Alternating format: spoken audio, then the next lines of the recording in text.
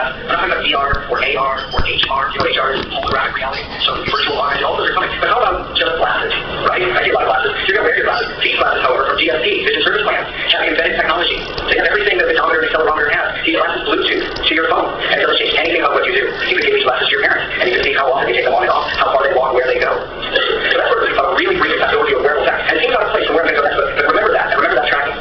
So I've got 12 minutes, I see the clock now. So let's talk about DNA for a minute. Okay, DNA is not a test, it's a resource, all right? DNA is not your destiny, we're not living in a science fiction movie. Although if you look across the street with pretty cool stuff, you know, around this area, I do feel like I'm living in the future against things work. DNA is potential. That's what it is. DNA is your potential. It's like knowing how to play the cards. It's knowing when to fold, it's knowing when to know down how to win in adversity. People think of DNA as a map that helps with ancestry or disease or pharmacogenomics, but not all DNA is a resource to tell you what creams and makeups to buy, how to exercise, or what food might be better or worse for you. DNA interacts with our environment, so it is a nature-nurture proposition. But sometimes you've got genetics are going to be more heavy-handed. So historically, we know that something like the BRCA gene imparts an 84% lifetime risk of breast cancer. That's a 15% chance of not getting breast cancer. But we know that we don't even need to test those individuals. They come from families with lots of cancer, families with a striking pedigree, something like this, where 5 cancers in a young person, or well-described pedigrees like hereditary breast and ovarian cancer. So these are well-known genes. They're high on this graph, low frequency, high penetrance. But what about some of these newer genes that go between 2 and 6% of the population with a quarter to half the lifetime risk, or breast cancer risk modifying genes that might have a gene-gene interaction? This leads me to say that evidence-based medicine, as we previously defined it, is dead. Evidence-based medicine, as a clinical trial of 1,000 people compared to 1,000 people, is going to die. If you're interested in moving the averages and not in looking at exceptional responders, then you can stay with the traditional model. But I think that we're moving into a more personalized model that describes precision medicine and a long tail. This is how Amazon makes their money. They know that you're going to buy the newest Star Wars download and then offer you Star Trek, right? So anyone who doesn't believe this also has never seen the genetic landscape of solid tumor oncology. It looks just like the long tail.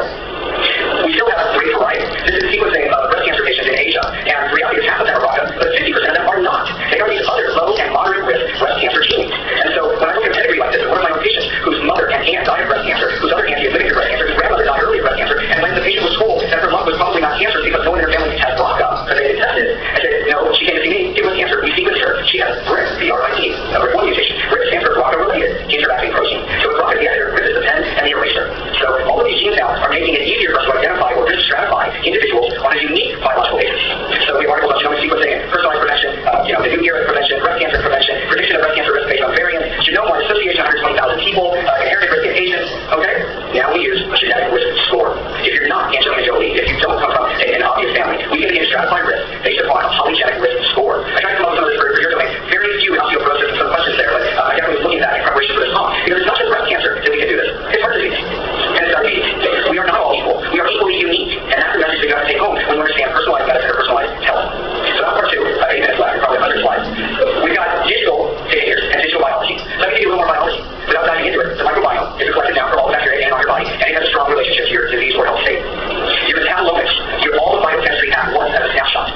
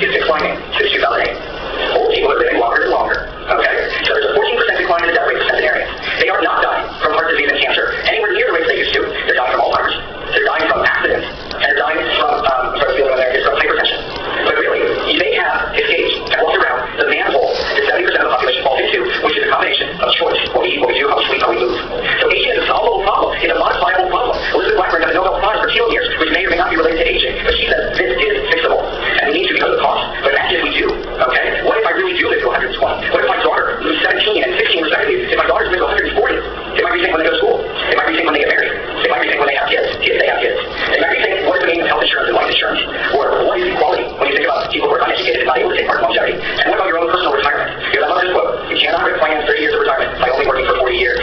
It's not going to work. So to make it work, we need new models. This is Jaws. That's why you're seeing the shark behind him. If it's going to get a bigger boat, well, I say you need a new model. A bigger, better model. Not a model of medicine, but a model of health. So there's plenty of people thinking about this on magazine covers, right? And there are companies. This is Human Longevity Incorporated in San Diego, started by J. Craig Venter, man who also sequenced the first human genome and created synthetic biology and the first synthetic, microbes. He believes that aging needs to be cured. This is Errol Lee Wood, who invented sequencing, the synthesizing DNA. One of the few people who's in the Institute of Medicine, Science, and Engineering. He believes that through science we can achieve wellness. And verily, Google Alphabet attempts at wellness and defining the future. And more companies, and more companies, and more companies, all aiming at defining health, maintaining health, achieving health, and avoiding that very expensive disease. So I'm pretty much at the end. I think I'm 1 minute over. I love this slide. I've used it for many, many years. And everybody gets nostalgic when they see that camera, that I had that camera. And the reason that it's in this talk is that it's a New England Journal reference. So this editorial said that when Kodak went out of business, after I think 132 years, the CEO was convinced that they were still in the camera business. They were not. They were in the imaging business. And the reason it's in the New England Journal of Medicine is, doctor, what business are you in? Are you in the medical business, or are you in the health business? And that's a message that I firmly give to anyone who asks. And I firmly and passionately want to be strictly in the business of health. So with that, actually I'm not done anymore. It's only that's just a little more. This is the tip of the iceberg. Because I hope I'm only giving you 2 chapters out of my book. Because crazy as it sounds, that's over the top. Remember, I just something that doesn't exist. And in no time, did I talk about 3D printing of human parts? I never mentioned prosthetics, robotics, and bionics. I didn't talk about stem cells or cloning. I didn't talk about exoskeletons, which I assume you guys are aware of. I didn't talk about directed development. I didn't talk about brain imaging. I didn't talk about prosthetic limbs that are controlled by brains. I didn't talk about drones. And I didn't talk about drones that are also controlled by thought. Remember I told you to come back to that EEG? This is the world's first competition for flying drones, for racing drones, purely by thinking about it at the University of Florida 3 weeks ago. And if you really look into thought-controlled drones, cars, and what you already know about prosthetics. And I didn't mention autonomous vehicles. And the last talk I gave a couple weeks ago to a private group was the future of health is an autonomous self-driving car. Because that could free out an hour a day for everyone. Now I'm actually done. Thank you very much for your attention.